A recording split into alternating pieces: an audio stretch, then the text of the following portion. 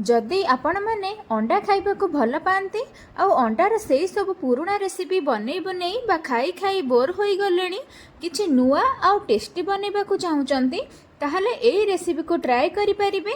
मसला तो से गोटे रहिबो किंतु तैयारी करिबार प्रोसेस ही अलग। एई टेस्टी अंडा तरकारी को आपण माने रुटी भात परोटा नान एई सबुरे खाई परिबे, भारी बढ़िया लागिबो।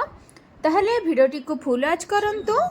नमस्कार, मु रोजालीन आपण मानकु स्वागत करुछि आरएसएनवी होम कुकिंग को।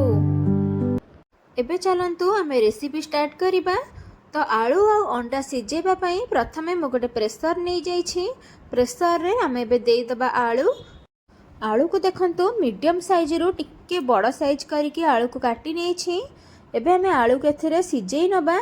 आपण याठू छोट आलू काटिबेनी, जदि छोट पकेबे हमर आलू जल्दी सिजी जिवो, जहा द्वारा तरकारीटा हमर भल बनी बनी।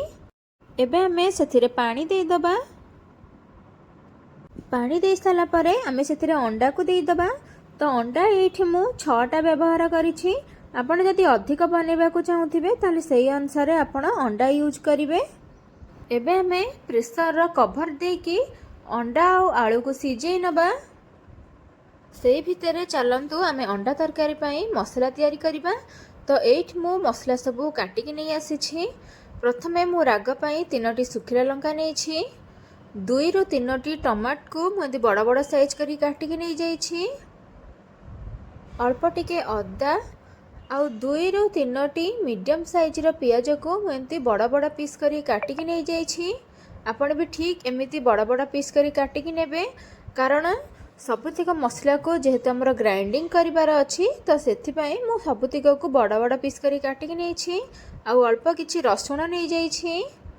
प्रथमे हमें पियाज को ग्राइंडिंग करिबा। तो सेथिपाई मु गोटे ग्राइंडर जार नै आसीछि।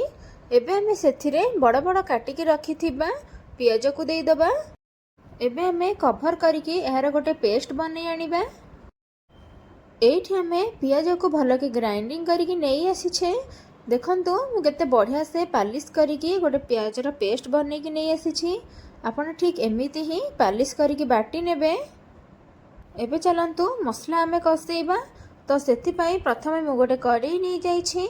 कढ़ईटा टिके गरम होई साला परे सेथिरे हमें तेल देई दबा। तो एठी मु मस्टर्ड ऑयल व्यवहार करिछि, जेहेतु हमें नॉन वेज बनौछे।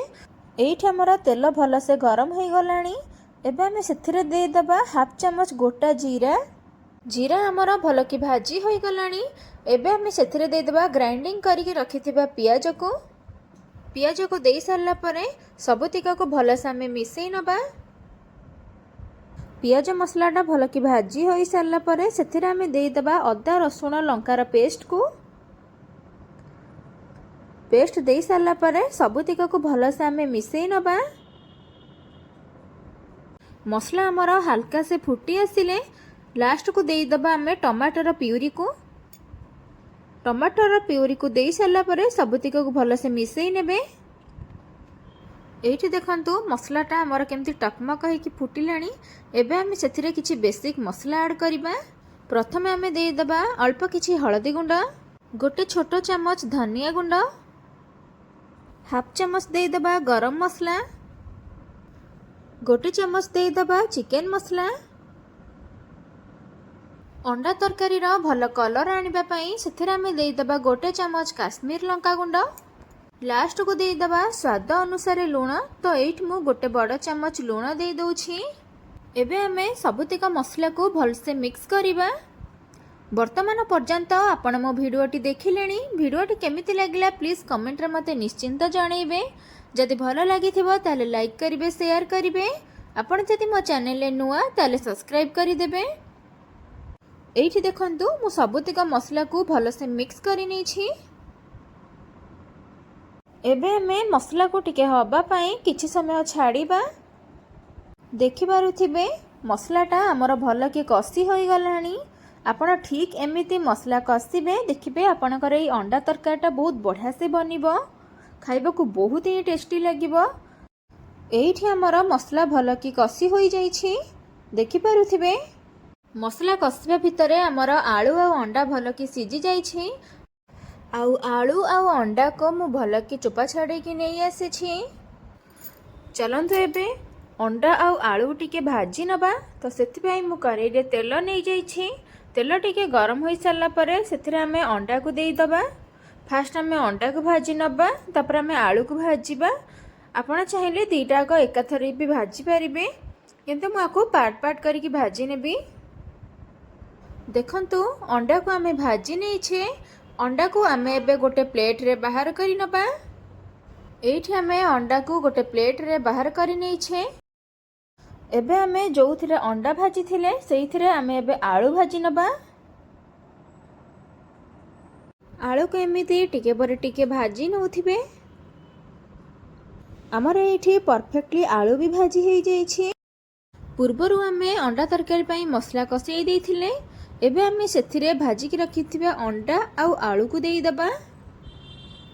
ପ୍ରଥମେ ଆପଣ ଅଣ୍ଡାକୁ ଦେଇ ସାରିଲା ପରେ ମସଲା ସହିତ ଅଣ୍ଡାକୁ ମିଶାଇ ନେବେ। ଅଣ୍ଡା ଆଉ ମସଲାକୁ ଭଲସେ ମିଶାଇ ସାରିଲା ପରେ ସେଥିରେ ଆମେ ପାଣି ଦେବା। ଯେହେତୁ ଆମେ ଅଣ୍ଡା ତରକାରୀ ବନାଉଛେ, ତ ଆପଣ ଯେତିକି ପାଣି ରଖିବାକୁ ଚାହୁଁଛନ୍ତି ସେଇ ଅନୁସାରେ ଆପଣ ପାଣି ୟୁଜ୍ କରିବେ। ପାଣି ଦେଇ ସାରିଲା ପରେ ସବୁତିକୁ ଭଲସେ ମିଶାଇ ନେବେ। ଏବେ ଆମେ କିଛି ସମୟ ଛାଡ଼ିବା ତରକାରୀକୁ ଫୁଟିବା ପାଇଁ। ତରକାରୀ ଭଲକି ଫୁଟି ସାରିଲା ପରେ ସେଥିରେ ଆମେ ଆଳୁକୁ ଦେଇଦେବା। ଏଇଠି ଦେଖନ୍ତୁ ତରକାରୀ କେମିତି ଟକମକ ହେଇକି ଫୁଟିଲାଣି। ଏବେ ଆମେ ସେଥିରେ ଭାଜିକି ରଖିଥିବା ଆଳୁକୁ ଦେଇଦେବା। ମୁଁ ଏଇଠି ଆଳୁକୁ ସିଝେଇକି ପକେଇଲି। ଆପଣ ଚାହିଁଲେ କଞ୍ଚା ଆଳୁ ବି ନେଇପାରିବେ। କଞ୍ଚା ଆଳୁ ଆପଣ ନେଲେ ପ୍ରଥମେ ଆଳୁ ସହିତ ମସଲାକୁ ଭଲସେ ମିକ୍ସ କରିକି ସେଥିରେ ପାଣି ଦେବେ। କାରଣ ଏଇଠି ମୁଁ ସିଝା ଆଳୁ ଦେଇଛି, ତ ସେଥିପାଇଁ ଫାଷ୍ଟ ଅଣ୍ଡା ହିଁ ପକେଇଲି, ତାପରେ ହିଁ ଆଳୁ ପକେଇଲି। ଏଇଠି ଆମେ ଜମା ତରକାରୀକୁ କଭର କରିବାନି, କାହିଁକି ନା ଆମେ ସିଝା ଆଳୁ ପକେଇଛେ। ଆପଣ ଯଦି କଞ୍ଚା ଆଳୁ ପକେଇଥିବେ ତାହେଲେ ଆପଣ 5ରୁ 10 ମିନିଟ୍ ପର୍ଯ୍ୟନ୍ତ ଏହାକୁ କଭର କରିବେ। ଏବେ ଆମେ ସବୁତିକକୁ ଭଲସେ ମିକ୍ସ କରି ନେବା। ଆପଣଙ୍କୁ ମୋର ଏଇ ଅଣ୍ଡା ତରକାରୀର ରେସିପିଟି କେମିତି ଲାଗିଲା କମେଣ୍ଟରେ ମୋତେ ନିଶ୍ଚିନ୍ତ ଜଣାଇବେ। ଯଦି ଭଲ ଲାଗିଥିବ ତାହେଲେ ଲାଇକ୍ କରିବେ, ସେୟାର କରିବେ। ଏଇଠି ଆମର ରେଡ଼ି ହେଇଯାଇଛି ନୂଆ ପ୍ରକାରର ଅଣ୍ଡା ତରକାରୀ। ଆପଣ ପ୍ଲିଜ୍ ଘରେ ଟ୍ରାଏ କରନ୍ତୁ, ଦେଖିବେ ଏଇଟା ଖାଇବାକୁ ବହୁତ ହିଁ ବଢ଼ିଆ ଲାଗିବ। ଏବେ ଆମେ ଏହାକୁ ଗୋଟେ ବାଉଲରେ ସର୍ଭ କରି ନେବା। ଆପଣ ଯଦି ମୋର ଆହୁରି ନୂଆ ନୂଆ ଭିଡ଼ିଓ ଦେଖିବାକୁ ଚାହୁଁଛନ୍ତି, ପାଖରେ ଥିବା ବେଲ୍ ଆଇକନ୍କୁ ଅଲ୍ ଅପସନ୍ ପ୍ରେସ୍ କରନ୍ତୁ, ଯାହାଦ୍ୱାରା ଆପଣଙ୍କ ପାଖକୁ ଫାଷ୍ଟ ନୋଟିଫିକେସନ୍ ଯିବ ହେରି ଆପଣ ମୋର ନୂଆ ନୂଆ ରେସିପି ପ୍ରଥମେ ଦେଖିପାରିବେ। ଏଇଠି ଆମର ତିଆରି ହେଇଯାଇଛି ଅଣ୍ଡା ତରକାରୀ। ଆପଣ ଏହାକୁ ଭାତ, ରୁଟି, ନାନ୍, ପରଟା ଏସବୁରେ ଖାଇପାରିବେ। ଆପଣ ଘରେ ନିଶ୍ଚୟ ଅଣ୍ଡା ତରକାରୀ ବନେଇକି ଖାଆନ୍ତୁ। କେମିତି ଲାଗିଲା ମୋତେ କମେଣ୍ଟରେ କହିବେ। ରହୁଛି, ଧନ୍ୟବାଦ।